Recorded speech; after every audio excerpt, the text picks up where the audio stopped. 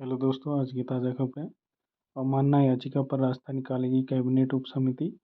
Cabinet की आपात बैठक में फैसला। वन विभाग के दैनिक कर्मियों का मामला।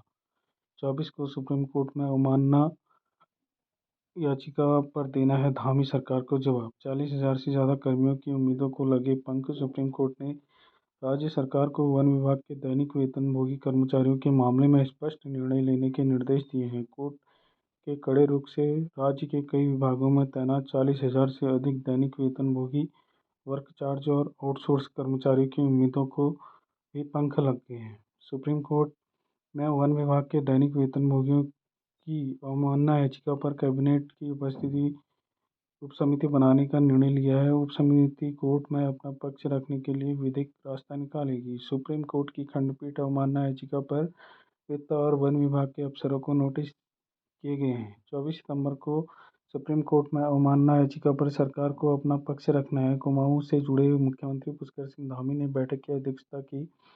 राज्य सचिवालय में वन मंत्री सुबोध उनियाल, वित्त मंत्री प्रेमचंद अग्रवाल के अलावा कैबिनेट मंत्री गणेश जोशी और रेखा आर्या शामिल हुए। सूत्रों के मुताबिक बैठक में बताया गया कि 2002 में वन विभाग में दैनिक वेतनभोगियों के कर्मियों ने सुप्रीम कोर्ट में नियमितीकरण को लेकर अवमानना याचिका दायर की। न्यायालय तत्कालीन सरकार को 10 साल की सेवा पूरी कर चुके कर्मचारी को पक्का करने और बाकी रह गए कर्मियों को एक समान वेतन देने के निर्देश दिए थे।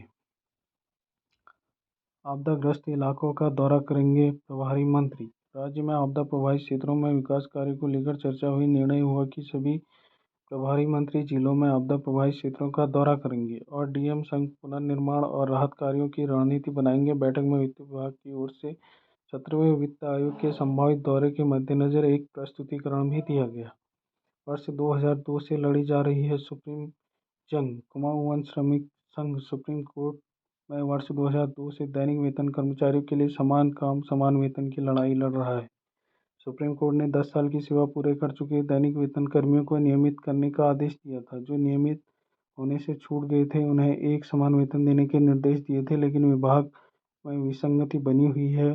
कोर्ट में इसी विसंगति को दूर करने के लिए अवमानना याचिका लगाई गई है।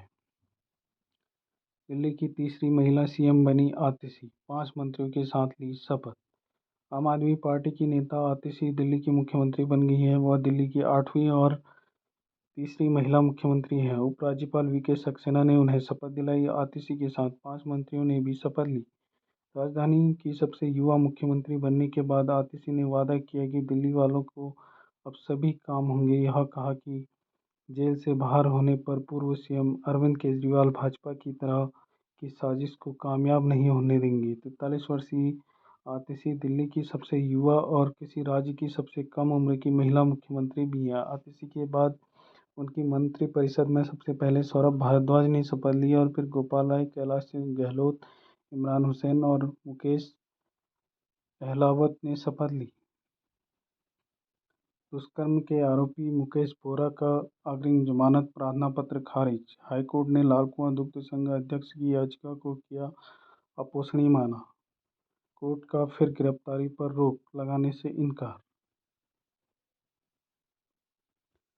तिरुपति लड्डू प्रसादम की पवित्रता बहाल, अब शुद्ध। टीडीटी ने कहा भक्तों से दैनिक फीडबैक भी लिया जाएगा। तिरुपति देवस्थानम ने दावा किया है कि श्री वेंकटेश्वर स्वामी मंदिर के लड्डू प्रसादम की पवित्रता बहाल कर दी गई है। प्रसादम की अब पूरी तरह शुद्ध व पवित्र है और इसे आगे भी बरकरार रखने के लिए प्रतिबद्ध है। एयर मार्शल अमरप्रीत होंगे नए वायुसेना प्रमुख, 30 को संभालेंगे पदभार।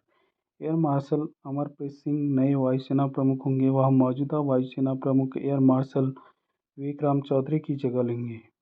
एयर मार्शल चौधरी 30 सितंबर को पद से सेवानिवृत्त हो रहे हैं।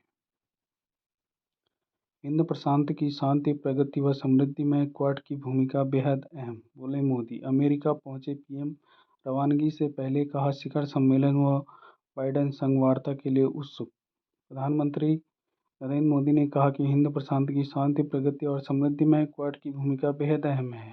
वह इस दिशा में काम करने वाले समान विचारधारा वाले देशों के प्रमुख समूह के तौर पर उभरा है। देर शाम अमेरिका के फिलाडेल्फिया पहुंचे पीएम मोदी ने शुक्रवार सुबह 3 दिवसीय दौरे पर रवाना होने से पूर्व कहा कि वह क्वाड शिखर सम्मेलन में शामिल होने के लिए बेहद उत्सुक हैं।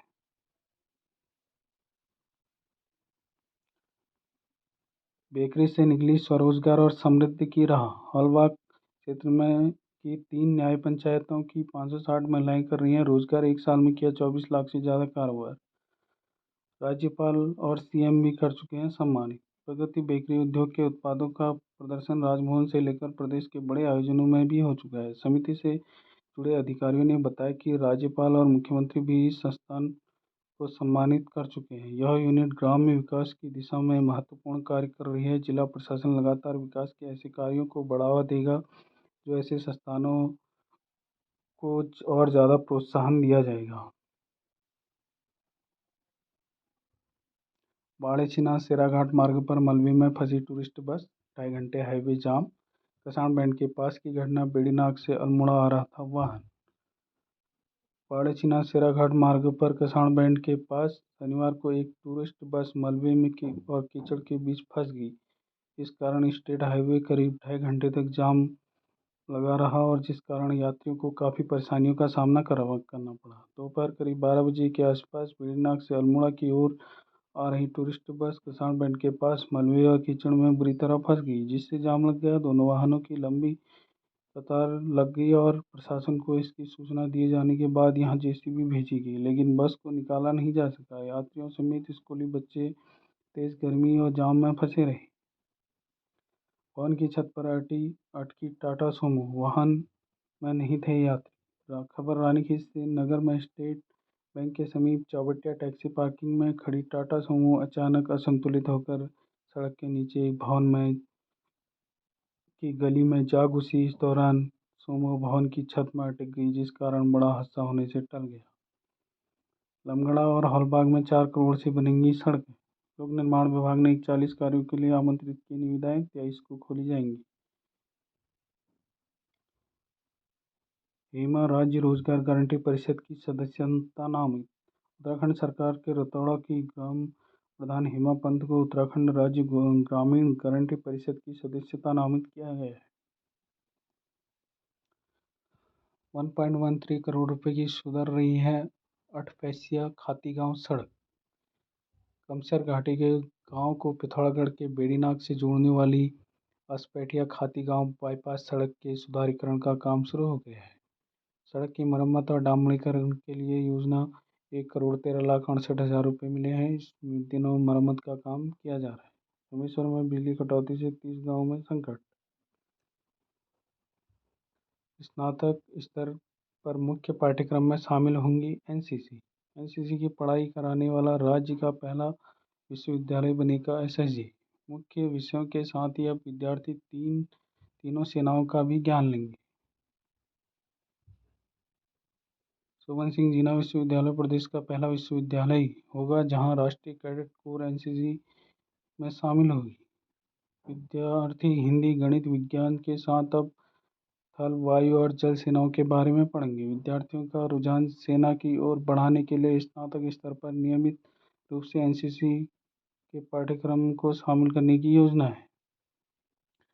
राज्य में हर साल जन्म लेते हैं 15% प्री मैच्योर शिशु। प्रदेश में 25,000 से अधिक शिशुओं को जन्म होता है हर साल।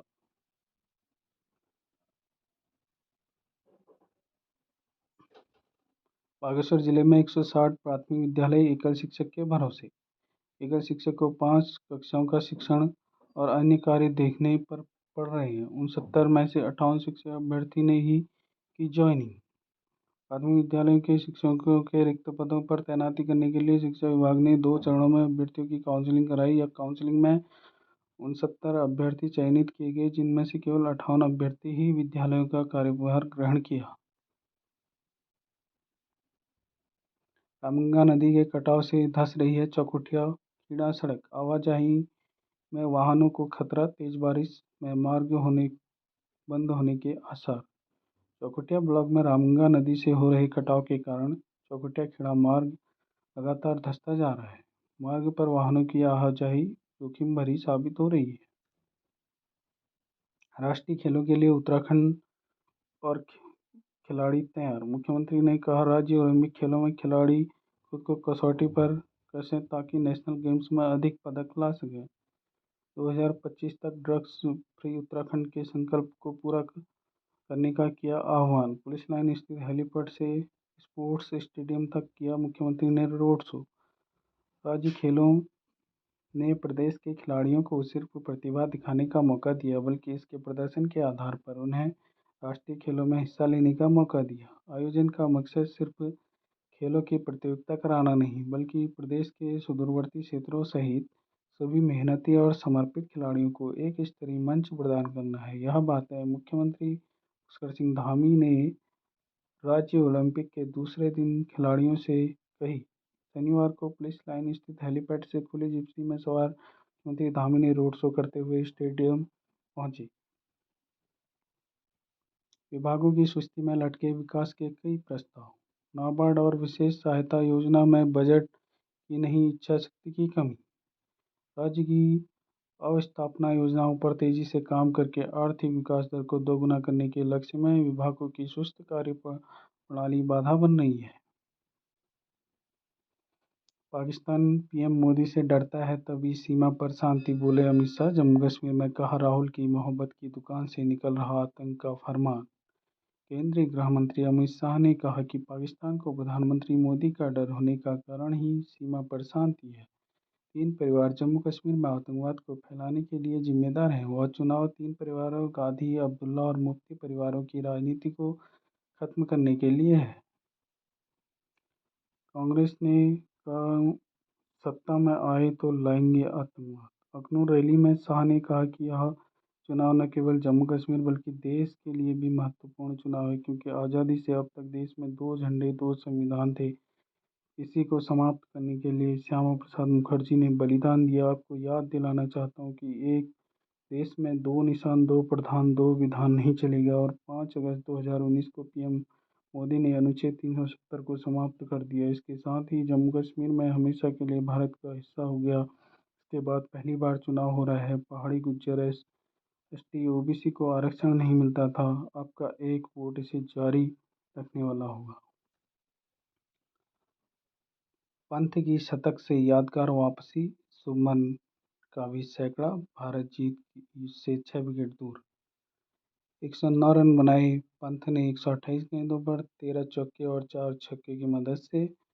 वहीं शुभमन गिल ने 119 रन की पारी खेली, जिसमें 515 रन की चुनौती के आगे लड़खड़ाए बांग्लादेश ने 4 विकेट पर बनाए 158 रन, अभी 357 रन पीछे। लगभग 2 साल पहले हुई भीषण दुर्घटना के बाद स्वप्निल वापसी करने वाले ऋषभ पंत के लिए यह शतक बेहद जज्बाती रहा, लेकिन बड़े कीवर्ड, इस खिलाड़ी ने बांग्लादेश के खिलाफ पहले टेस्ट की दूसरी पारी में शतक जड़कर टीम को जीत के करीब ले आए। गिल का पिछली 8 टेस्ट पारियों में तीसरा शतक। शुभमन गिल का यह कुल 5वां और इस साल का तीसरा शतक है। पिछली 8 पारियों में उन्होंने तीसरी बार अपना स्कोर 3 अंकों में पहुंचाया। उन्होंने इस साल विशाखापट्टनम में इंग्लैंड के खिलाफ फरवरी में 104 और मार्च में धर्मशाला में इंग्लैंड के खिलाफ भी 110 रन बनाए थे। गिल के 2 साल में सर्वाधिक शतक। स्कोर इस प्रकार है: भारत दूसरी पारी 4 विकेट पर 287 रन पर घोषित, 3 विकेट पर 81 रन से आगे खेला।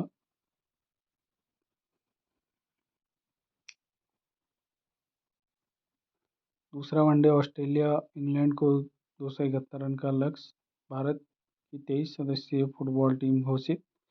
भारत के लाओस में 25 से 29 सितंबर तक 2025 में एएफसी अंडर-20 एशियाई कप फुटबॉल क्वालिफायर के लिए 23 सदस्यीय टीम की घोषणा कर दी गई है। कोरिया ओपन खिताब से एक जीत दूर माइया। ब्राजील के स्टार टेनिस खिलाड़ी ब्रिटिश हरदाद माइया कोरिया ओपन खिताब जीतने से एक कदम दूर है। दोस्तों, आज की न्यूज़ यहीं पर समाप्त होती है। चैनल को लाइक करें, शेयर करें एंड सब्सक्राइब